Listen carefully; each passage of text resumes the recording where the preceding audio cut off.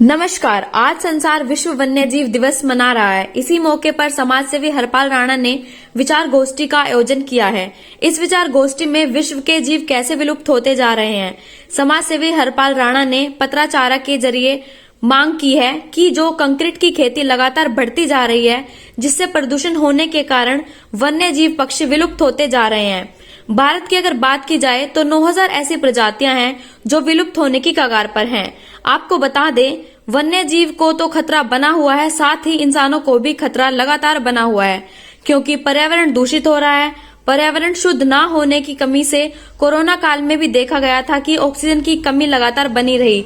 हरपाल राणा की तरफ से जो कोशिश की जा रही है, उसका मकसद यही है कि वन्य जीव की रक्षा कर उनकी जान बचाई जा सके। आपको बता दें, दिल्ली की बात करें तो पक्षी बिल्कुल ना के बराबर दिखाई देते हैं।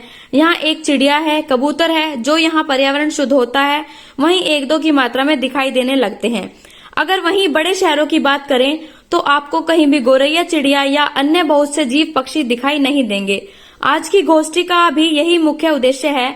हरपाल राणा की तरफ से लोगों को जागरूक करने के लिए एक पिक्चर भी दिखाई जा रही है, जिसमें जीव रक्षा के बारे में बताया जा रहा है। साथ ही पर्यावरण को बनाए रखना कितना बेहद जरूरी है, इस बात को भी समझाया जा रहा है। पत्राचार के माध्यम से लगातार सरकार से मांग की जा रही है कि वह कुछ बड़े कदम उठाए, जिससे पर्यावरण साफ हो और अन्य वन्य पक्षियों को बचाया जा सके और इंसानों को जो पर्यावरण दूषित होने से खतरा है, उससे भी राहत मिले। आज का क्या कहना चाह रहे हैं? आज जो तारीख है वो है 3 मार्च और विश्व भर में यह दिवस मनाया जाता है वर्ल्ड वाइल्ड लाइफ डे के तौर तरीके से। इसका मतलब है कि इस दुनिया में जितने भी जीव जंतु हैं, उनका भी उतना ही अधिकार है इस धरती पे जीने का जितना हम इंसानों का है। लेकिन जैसे कि देखा जा रहा है, दुनिया में हर जगह इतनी तरक्की हो रही है और जो कि सही भी है, लेकिन इतनी तरक्की हो रही है उसकी वजह से बहुत सारे जीव जंतु ऐसे हैं जो लुप्त होते जा रहे हैं। तो हमें इस चीज पे ध्यान देने की जरूरत है कि तरक्की इस तरीके से हो, जिसको कहा जाता है सस्टेनेबल डेवलपमेंट।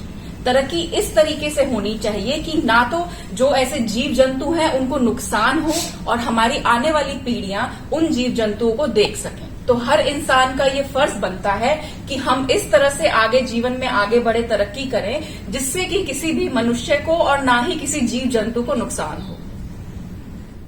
इसमें जो वन्य जीव हैं वो भारत में ही नहीं, संसार में वन्य जीवन की जो प्रजातियां हैं, पशु हैं, पक्षी हैं, वो बहुत बड़ी संख्या में कम हो रहे हैं। इसके लिए वर्ष 2013 में संयुक्त राष्ट्र संघ ने मार्च को विश्व वन्य जीवन दिवस मनाना आरंभ किया था। इसके तहत आज यहाँ पर एक जागरूकता कार्यक्रम विचार गोष्ठी रखी गई है। इससे खतरनाक श्रेणी में 7वें स्थान पर है चीन भी और देश, हमारा देश भारत भी। हमें पर्यावरण को भी संरक्षित करना पड़ेगा। पर्यावरण संरक्षित करने में एक चक्र होता है जिसमें इंसान का सबसे महत्वपूर्ण योगदान होता है, लेकिन उसके अलावा हर एक पशु का, पक्षी का, जानवर का भी उसमें एक महत्वपूर्ण योगदान है। भारत में लुप्त होने के कगार पर है 900। ये छोटी बात नहीं है, ये बहुत बड़ी खतरे की घंटी है। अगर ये चक्र कहीं से टूट गया पक्षियों के कारण से, तो इंसान का भी जीवन खतरे में पड़ सकता है।